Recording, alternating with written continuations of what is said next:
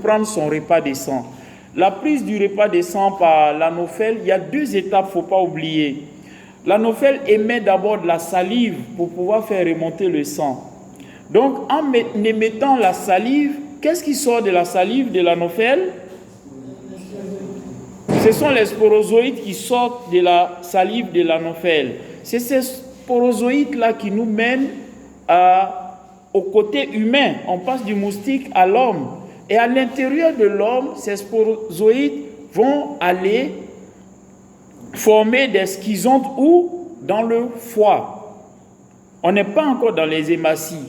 Et ces schizontes-là vont se développer et venir se rompre. D'accord? Donc chez l'homme, on a la phase hors de l'hématie et la phase dans l'hématie. Donc les sporozoïdes, initialement, ne vont pas aller dans les hématies. C'est dans le foie d'abord. Et c'est dans le foie qu'on aura ces schizontes qui vont mûrir et qui vont se rompre.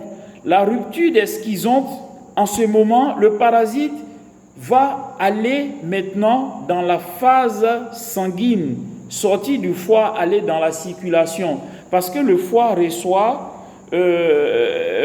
du sang et est drainé aussi.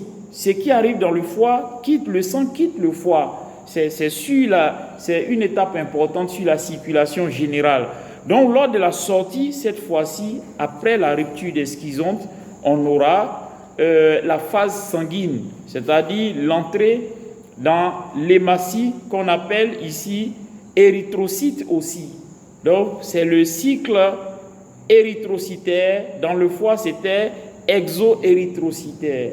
Vous voyez, dans le cycle érythrocytaire, faites attention au devenir des trophozoïdes immatures. Ces trophozoïdes immatures-là vont évoluer de 2 façons. Les gamétocytes, ça va donner des gamétocytes mâles et femelles, et ça va aussi donner des schizontes. Donc, quand ça donne des schizontes dans l'hématie, c'est le cycle. Ces schizontes vont mûrir pour aller s'éclater, se rompre, comme les schizontes du foie s'étaient aussi rompus pour contaminer les hématies. Vous voyez, donc là, il y a un petit cycle érythrocytaire. Voici pourquoi la plupart des antipaludéens ont un tropisme pour le globule rouge, parce que c'est là que se fait ce cycle qui entretient le paludisme en produisant des gamétocytes, en produisant d'autres schizontes pour la répétition. Donc, on laisse cela. Les gamétocytes sont dans le sang. Le moustique revient piquer un autre moustique vient piquer cette même personne. Elle va émettre la salive. Ce n'est pas ce qui nous intéresse à cette étape. C'est qu'elle va prendre du sang. Quand elle va prendre du sang, elle va prendre quoi avec ce sang?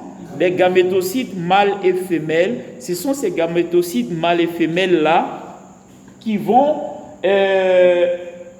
permettre la fécondation. Et après la fécondation, chez le moustique, il y aura des étapes dans les organes du moustique jusqu'à aller former un oocyte.